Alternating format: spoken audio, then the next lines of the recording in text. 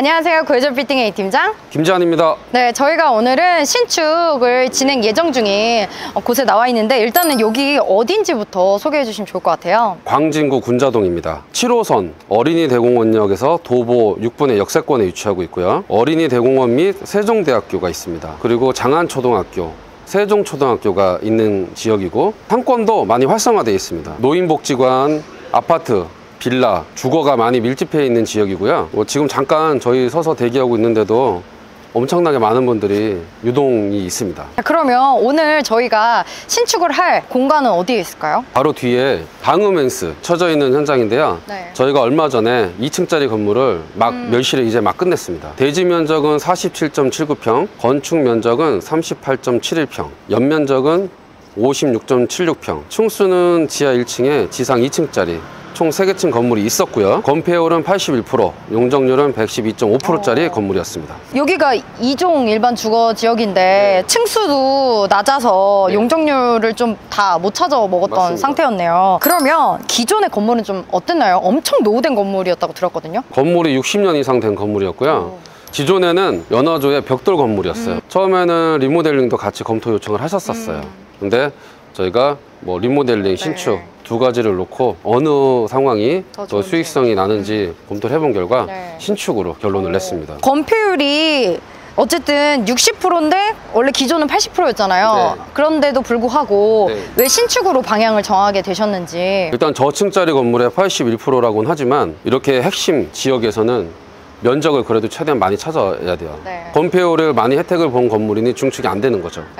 그러려면은 엘리베이터를 넣고 면적을 최대한 다 찾자라는 방향으로 설정을 했습니다. 이 건물을 의뢰받으시면서 어떤 특별한 스토리가 있었나요, 혹시 대표님? 계약 전에 연락달라. 누누이 말씀드리는데 다행히 계약 전에 연락을 주셨고, 그리고 뭐 리모델링으로 생각하고 투자하셨는데 갑자기 신축으로 바뀌는 이런 상황이 아니고 매수 전부터 제가 신축 솔루션을 드려서 좀 안정적으로 사업을 진행하고 계신 상황입니다. 그러면 신축될 건물은 어떻게 되나요, 사이즈가? 건축 면적이 28.51평, 연면적은 125.86평, 층수는 지하 1층, 지상 4개 층, 건폐율이 59.66%, 용적률이 199.97%.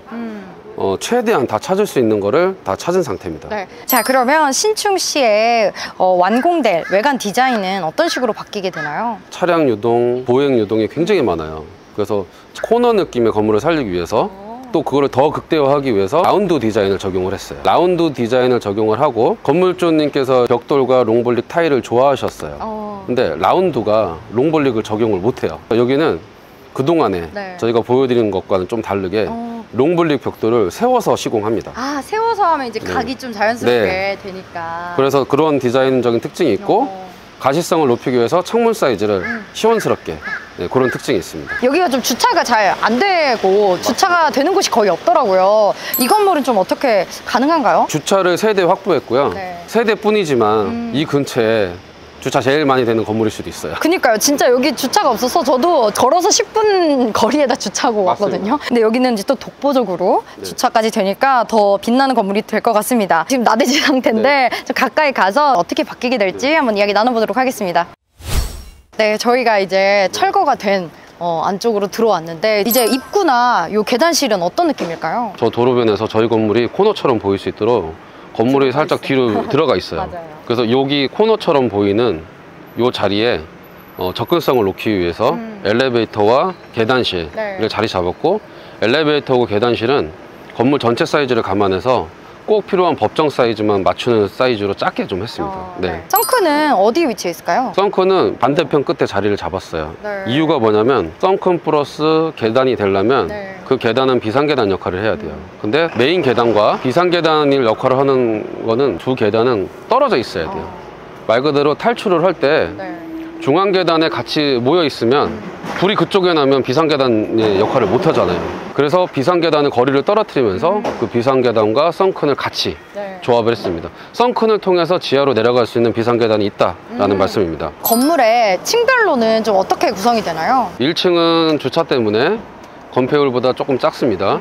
2층, 3층은 건폐율을 최대한 활용을 해서 30평에 가까운 사이즈를 확보를 했습니다. 건축 면적 30평인데 그럼 전용 공간은 어떻게 되냐라고 궁금들 하실 거예요. 계단실 면적 3평 정도 빠지면 27평 정도가 전용 공간이고요. 네. 엘리베이터 면적 왜 안 빼세요? 라고 하실 수 있는데 장애인이 설치가 되니까 건축 면적에 애초에 포함이 안 돼 있어요. 자, 그러면 이 건물에 옥상이나 루프탑 뭐 이런 별도의 테라스 공간이 있을까요? 남양 건물이기 때문에 4층에서 사선 제한을 좀 많이 받습니다. 저희는 이런 거를 또 장점으로 활용을 해서 건물의 한쪽 끝이 라운드로 조성이 돼 있어요. 너무 예쁠 것 같아요. 라운드형 테라스가 넓게 자리 잡고 있고 그 테라스가 속해 있는 층이 4층인데 네. 4층에서는 건물주께서 네. 직접 쓰실 예정입니다. 네. 자, 그러면 이렇게 공사하는데 공사 예상 기간 어느 정도나 걸리나요? 지금처럼 저희가 네. 좀 터파기를 준비하고 있잖아요. 날씨가 도와주면 6개월, 8개월이면 충분히 마무리가 되거든요. 네, 저희는 6개월 목표로 네. 좀 강하게 진행하고 있습니다. 이거 또 설계하는데도 꽤 허가가 신축이다 보니까 오래 걸리잖아요. 보통 맞습니다. 어느 정도로 생각을 하고 준비해야 될까요? 허가, 굴토심의 네. 이렇게 2가지 받는 것만 해도 6개월 정도는 감안하고 진행하셔야 됩니다. 네, 이렇게 공사하는데 비용 어느 정도나 좀 들었을까요? 연면적은 네. 125평이지만 장애인 엘리베이터가 연면적이 안 들어갔죠. 썬큰이 연면적이 안 들어갔고 테라스가 연면적이 안 들어갔습니다. 그리고 필로티 주차장이 연면적이 안 들어갔어요. 네. 이 건물의 실질 건축 면적은 150평입니다. 150평 기준으로 평당가를 책정을 해보자면 800만 원대예요. 네, 실질 건축비는 800만 원대의 신축으로 하고 있는 거예요. 그러면요, 건물이 완공되고 나서 과연 어떤 가치 변화가 있을지 또 주변 시세는 어떤지 투자에 대한 정보도 한번 나눠보도록 하겠습니다.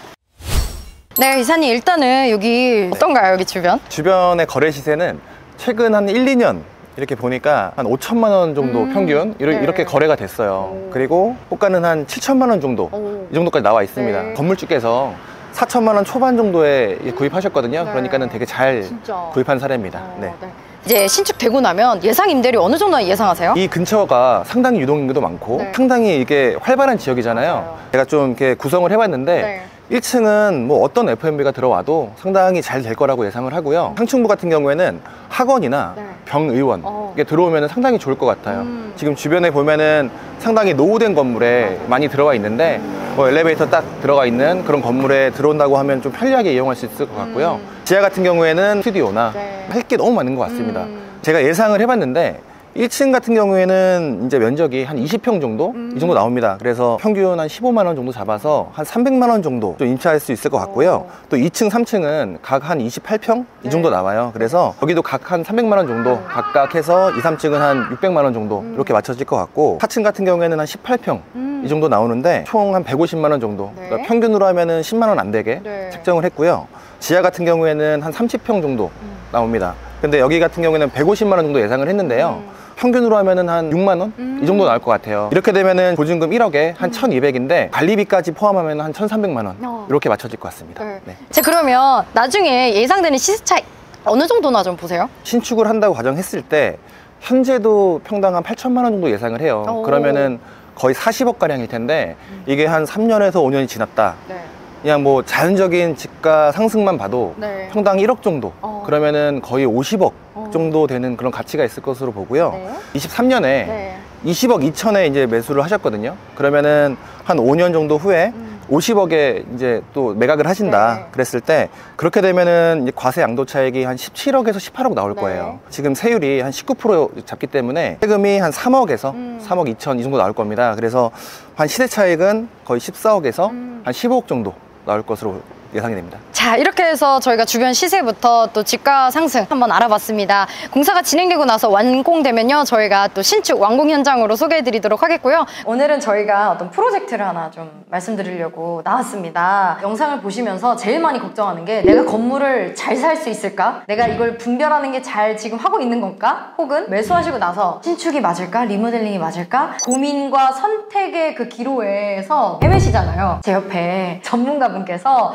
여러분이 그런 건물 고민을 하시지 않을 수 있도록 방향을 잡아드리는 프로젝트를 건물 매수부터 밸류업, 매각까지 끝낼 수 있도록 준비를 했습니다. 이 프로젝트가 정확히 어떤 걸까요? 저희가 매일 한두 분씩 상담 접수를 하면 1년에 250분, 300분 정도로 상담을 해요. 갖고 계신 분이 리모델링 의뢰를 주시기도 하고 신축 의뢰를 주기도 하지만 상당 부분이 매수 검토가 많으세요. 검토 의뢰를 하시는 건물이 좋다 나쁘다 상담하면서 1시간 내에 답을 드리거든요. 그리고 충분히 납득을 해서 가세요. 1시간 동안 제가 상담해서 공부를 하셨는데 그걸 배우셔서 좋은 물건을 갖고 오시냐?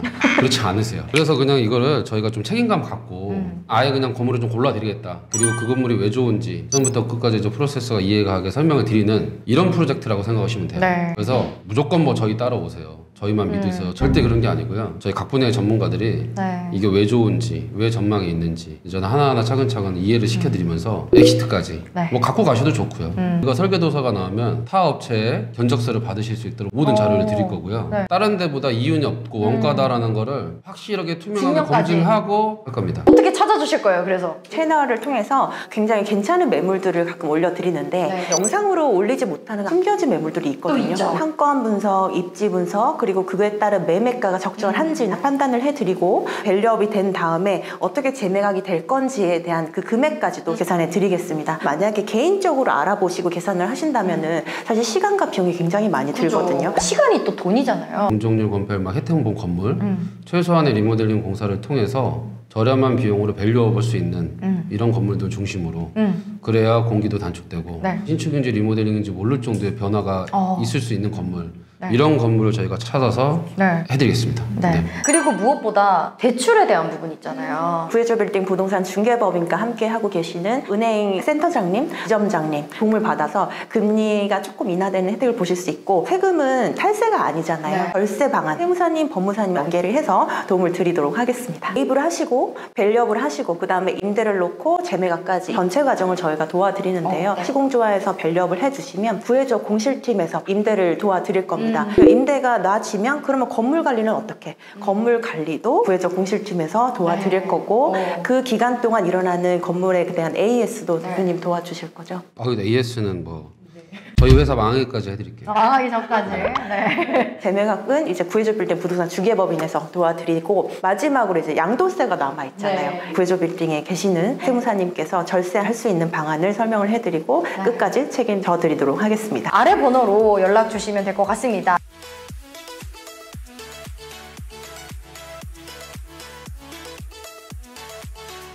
그럼 저희는 다음번에 더 좋은 현장에서 인사드리도록 하겠습니다. 안녕.